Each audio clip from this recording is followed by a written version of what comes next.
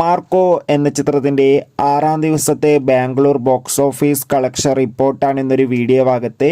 വീഡിയോയിലേക്ക് മുൻപേ video like ചെയ്യുക, ചാനൽ സബ്സ്ക്രൈബ് ചെയ്യുക. ഡിസംബർ മാസം ഇനിയും ധാരാളം ചിത്രങ്ങൾ OTT റിലീസ് ചെയ്യുന്നുണ്ട്. ചാനൽ ഭാഗം പരിശോധിച്ചാൽ നിങ്ങൾക്ക് കാണാം. ഉണ്ണി മുകുന്ദൻ, ജഗദീഷ്, കബീർ സിംഗ്, സിദ്ദീഖ് എന്നൊക്കെ പ്രധാന കഥാപാത്രങ്ങളായ ചിത്രമായിരുന്നു മാർക്കോ. ചിത്രത്തിന് ഇപ്പോഴും നല്ല മികച്ച പോസിറ്റീവ് റെസ്പോൺസ് തന്നെയാണ് പുറത്തുവന്നുകൊണ്ടിരിക്കുന്നത്.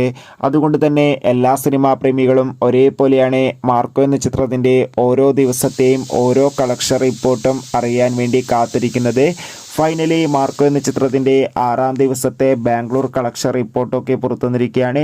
ചിത്രത്തിന് 6-ാം ദിവസവും ബാംഗ്ലൂരിൽ നല്ല മികച്ച ബുക്കിംഗ് ആയിരുന്നു നടന്നത്.